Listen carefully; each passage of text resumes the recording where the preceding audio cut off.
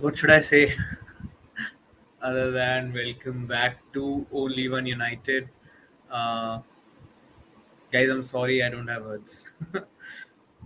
uh, I expected better from this team. I expected us to, steal away a point at least. But yeah, just want to get this over with, honestly, because like I'm laughing right now, but it isn't a reflection of how I feel. I'm just trying to control myself from venting out so much frustration. Uh, just let me get rid of the banner. Yes, it's here. I know the men's team are playing. I haven't actually watched the lineup and the score yet, but yeah, I was watching the women's team game, which right now feels like so bad. Like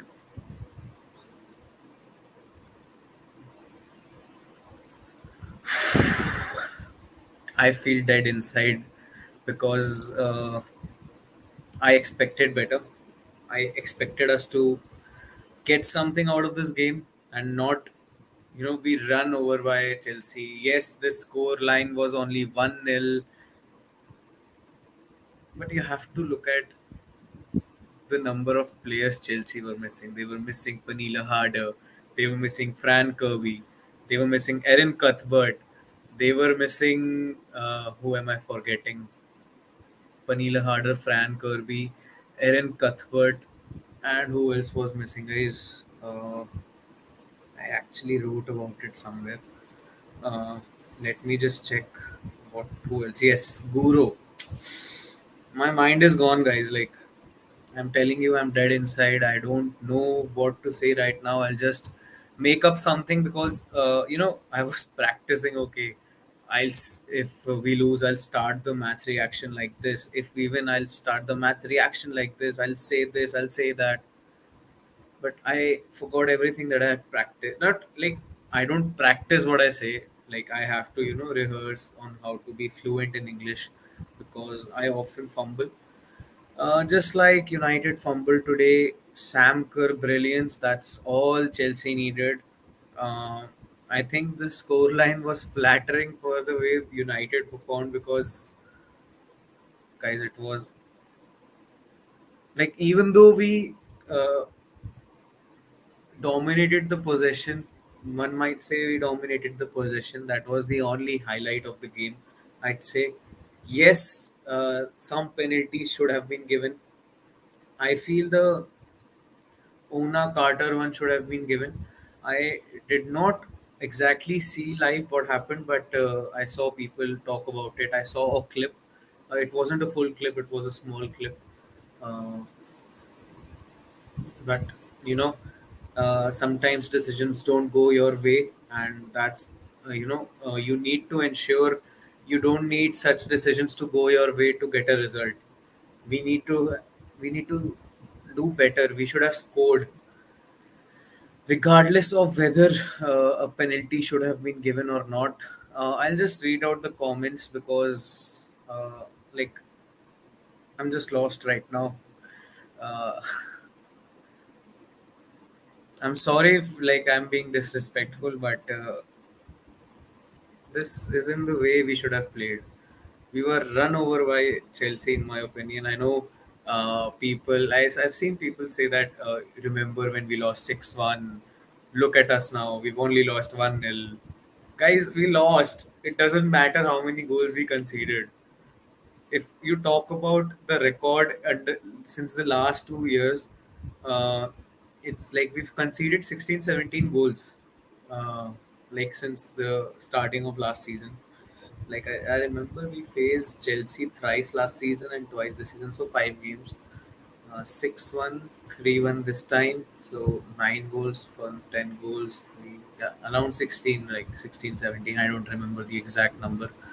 But yes, it wasn't meant to be. Maybe that would be my technical answer, like my something that just because I don't want to pinpoint certain players. I think the whole team failed as a group. I don't want to pinpoint individual players. I can do that, because I have so many pointers in my mind, but I don't want to do that because when you lose like this, the whole team is at fault. So let me just read out the comments. The first one is from Paul. Very disappointed with Mark's substitutions. That game was crying out for Cascarino. Mark is turning into Oli and only using his field place. Paul, if you don't know, I'm a big fan of Oli. But yeah, I won't. I'll act like I forgot. I didn't read out the last sentence of that comment. But even I thought Cascarino would have done well because the intensity that she brings in. You know, Even against Sunderland, we saw. I think she also came on against Durham or Leicester. I don't remember.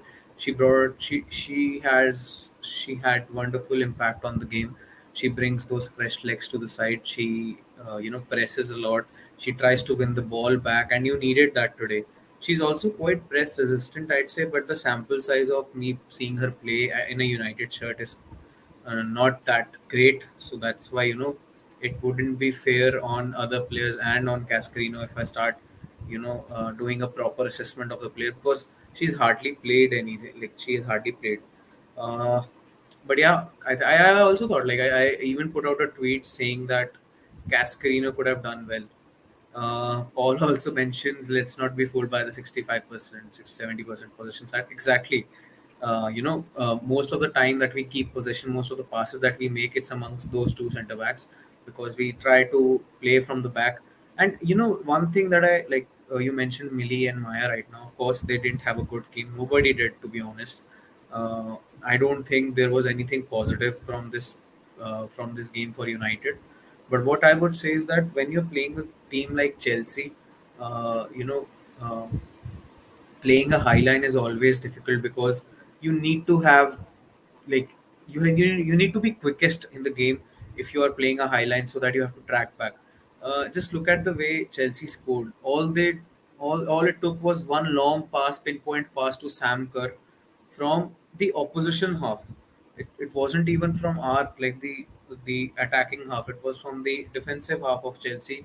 They put out a long ball. Lauren James gave a wonderful assist to Sam Kerr, and she scored Millie and she slotted into the space between Millie and Maya, and nobody could catch her, and that's why you have to this is my assessment. Of course, I'm not a professional. This is just my analysis on how you need to uh, be proactive in defining the system that you're going to implement in such a game. And I feel that playing a high line in this game was one of the first wrong things that we did because you need to be quick, like I mentioned, and Maya and Millie do have good pace. I'm not going to deny that, but when you are playing against a world class player like Sam Kerr, you you cannot be prone to errors. You cannot be prone to fumbling, and that's what happened. I'm not like, of course, there are no alternatives to that. This is a system that we've implemented, but this is what game management is all about. That you need to tweak your systems here and there. Like the wrong thing about Highline. Yashui says the Highline isn't a problem. We back ourselves to deal with that. The problem is that the space between the Highline and the attack and midfield. So, if, did you see the goal that was scored? It was a high line, not exactly a high line. Players were a little whack, but like Sam Kerr slotted into the space like anything. And not only about that goal, there were so many instances where Hannah Blundell had to track back, Millie and Maya had to track back for a long distance to tackle Sam Kerr, and even then they weren't successful. So why not? I'm not saying park the bus. I'm not saying play a low block. All I'm saying is you need to be proactive. You cannot be playing high line when you're facing a player like Sam Kerr. Uh, and it's not just about that. Uh, when we talk about it, uh, the midfield, for example, Haley Ladd was playing higher up the pitch. Katie Zellem was in a pivot role. So, Katie Zellem cannot perform that pivot role. I'm sorry. She's an eight. She's not a six. Even Haley Ladd is a six, and I think When you have a player like Jackie Gronin or a Wilde Borisa alongside Haley Rat, she performs better. Katie Zellem performs better in a free eight role. So, uh, the system that we've implemented, the formation that we've implemented, uh, squad, the squad is fine. I'm not going to talk about the squad, but like when things aren't going right, you need to do something. And today, the coaching staff had to do something. They did try to do some things. They did try to experiment. They brought on Mannion, and then they brought on Lucia Garcia as well. They brought on Rachel Williams, but uh, it wasn't meant to be, guys. uh, yeah, like I won't talk more about the game because there isn't anything to talk about. uh, like what else can you talk about when you've lost 1-0? I could have, like, if the score line was big, I could have talked about every goal, but I've already talked about the goal that Sam Kerr scored. And this is a Chelsea side who were missing a lot of their key players. I'm not saying that we should have we thrashed them 6-0, 7-0, but I expected a result. Maybe it's my own fault that I expected too much. It's the hope that kills you. But like, honestly, with the momentum that we are on, with the you know with the squad that we have, with the performances that we've put in, I honestly thought we could have drawn this game, or we could have even won this game, because Chelsea were missing a lot of their players. Statistically speaking, we were the better side before this game. Uh, of course, they've got great players. They've got a good system. They've got a good manager as well. They've got a good core of players. Lauren James is amazing right now. Sam Kerr is scoring goals. Melanie Leopolds is back. Sophie Engel is playing well. Buchanan and Bright are doing good. Even Magda made an appearance off the bench.